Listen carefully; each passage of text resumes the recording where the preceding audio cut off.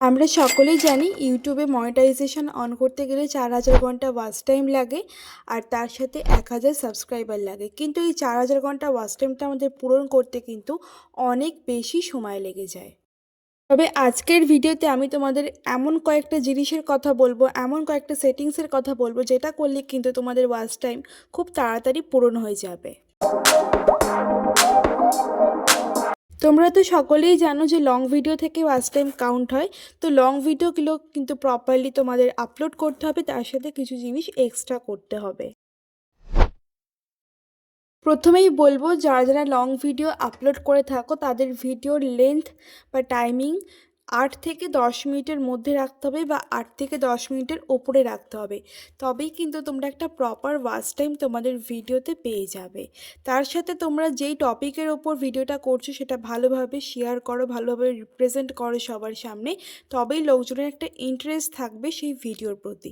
ঠিক আছে? দ্বিতীয় যে জিনিসটা সেটা হচ্ছে, তোমাদের যে কোনো লং ভিডিওতে তোমরা ক্লিক করবে, ভিডিও পারফরমেন্সে চলে যাবে, দেখবে ওভারভিউ অপশনের আন্ডারে একটা অপশন থাকে, সেটা হচ্ছে অডিয়েন্স রিটেনশন। এটা কিন্তু খুবই মারাত্মক জায়গা। এখানে তোমাদের যদি অডিয়েন্স রিটেনশন ভালো থাকে, একদম 100% থাকে, তবেই কিন্তু তোমাদের ভিডিওগুলোতে একটা ভালো ওয়াচ টাইম পাওয়ার একটা চান্স থাকে। তো অডিয়েন্স রিটেনশন যদি হাই থাকে তবেই জানবে তোমার ভিডিওগুলো কিন্তু লোকজনের কাছে পৌঁছাচ্ছে বা ইউটিউব কিন্তু সাজেস্ট করছে। অডিয়েন্স রিটেনশনের আন্ডারে দেখবে টপ ট্রাফিক সোর্সেস, খুবই গুরুত্বপূর্ণ জায়গা বন্ধুরা। এখান থেকে তোমরা দেখতে পাবে যে তোমাদের ভিডিওগুলো কতটা সাজেশনে যাচ্ছে, কতটা ইউটিউব সাজেস্ট করছে, কোথায় যাচ্ছে, ব্রাউজ ফিচার্স না চ্যানেল পেজেস না ইউটিউব রিকমেন্ডেশন না ইউটিউব সার্চ আইটেম, সব জায়গার থেকে তোমরা কিন্তু দেখতে পাবে।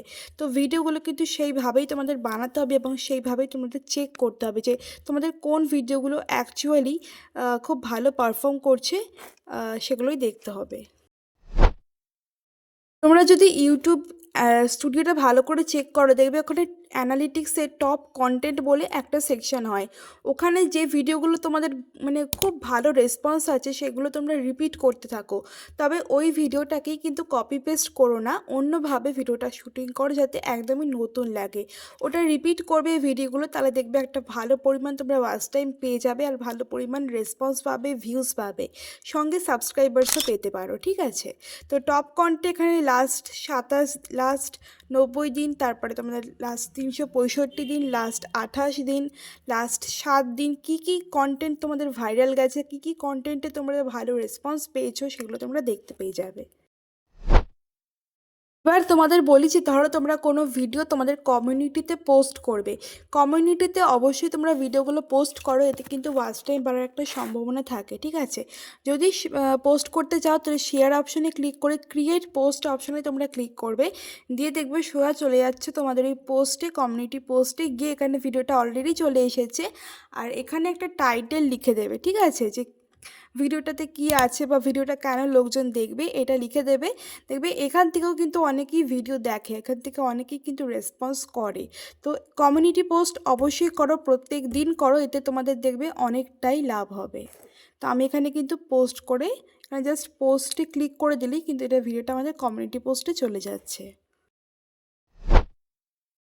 এবার তোমাদের বলবো, তোমরা ভিডিওর শেষে এন্ড স্ক্রিন বা কার্ড এগুলো অবশ্যই দিও। এটা তোমরা ক্রোম ব্রাউজার থেকেই একমাত্র দিতে পারবে, এটা কিন্তু ওয়াইটি স্টুডিও অ্যাপ থেকে দেওয়া যায় না।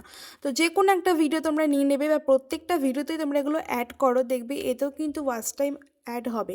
কারণ এই একটা ভিডিওতেই কিন্তু 3-4টে ভিডিও তোমরা চলতে শুরু করে আর কি। এন্ড স্ক্রিন দেখো আমার অলরেডি এখানে এন্ড স্ক্রিন দেওয়া আছে, আমি কিন্তু দিয়ে রেখেছি, আর তার সাথে আই কার্ডে একটা ভিডিও দিয়ে রেখেছি। এই ভিডিওগুলো হচ্ছে অ্যাকচুয়ালি সাজেস্টেবল হয়, আর তুমি যদি এগুলো দিয়ে রাখো একটা অন্যরকম মানে হয়, অন্যরকম, যারা দেখে তারা বুঝতে পারে যে এই ভিডিওর আন্ডারে আরও অনেক ভিডিও আছে বা এই ভিডিওর রিলেটেড কোনো ভিডিও আছে, সেগুলো কিন্তু তারা অটোমেটিক ইন্টারেস্টেড থাকলে গিয়ে দেখবে। ঠিক আছে? এরপর যে মেন কথা সেটা হচ্ছে তোমরা ইউটিউবে কনসিস্টেন্ট থাকো, মানে রেগুলার ভিডিও আপলোড করতে থাকো, তবেই কিন্তু তোমাদের ভিডিওগুলো সাজেশনে যাবে বা ইউটিউবের কাছে, ইউটিউব অ্যালগোরিদমের কাছে একটা ভালো রেসপন্স তোমরা পাবে। যদি তোমরা ইউটিউবে অ্যাক্টিভ না থাকো সেইখানে কিন্তু ইউটিউব নিজে থেকেই তোমাদের মানে রিকমেন্ডেশন করবে না ভিডিওগুলো, আর তার সাথে তোমাদের কিন্তু মানে অনেকটাই ভিউজ ডাউন হবে, রিচ ডাউন হয়ে যাবে। তো ইউটিউবে কিন্তু তোমরা অবশ্যই রেগুলার থাকার চেষ্টা করো, ঠিক আছে? কনসিস্টেন্ট থাকো। আচ্ছা, এবার বলি তোমাদের কিছু কমেন্ট থাকে যেগুলো তোমাদের করা একদমই উচিত না। এই যে সাপোর্ট করুন বা আমি পাশে থাকবো, এই ধরনের কমেন্ট তোমরা কখনোই করো না। এগুলো কিন্তু ইউটিউবের রুলসের বাইরে। এই কমেন্টগুলো করলে তোমাদের চ্যানেলের ক্ষতি হতে পারে। সাথে আরও কিছু ইম্পর্টেন্ট কথা বলবো, সেটা হচ্ছে সাব ফর সাব। এটাও কখনোই করো না যে আমি তোমাকে সাবস্ক্রাইব করলাম, তোমরা আমাকে সাবস্ক্রাইব করে দিও। এভাবে কিন্তু ওয়াচ টাইম কখনোই গেন হয় না বা ভিডিওতে ভিউজও তোমরা পাবে না, বা সাবস্ক্রাইবার্স যেটাও পাচ্ছ সেটা কিন্তু প্রপারভাবে পাচ্ছ না, ঠিক আছে? আর তার সাথে তোমরা কখনোই তোমাদের ইউটিউব ভিডিও লিঙ্ক কোনো এক্সটার্নাল সাইটে শেয়ার করবে না, ইউটিউবের মধ্যেই একমাত্র শেয়ার করবে। তোমরা জানো কীভাবে শেয়ার করতে হয়, সেইভাবেই করো, ঠিক আছে?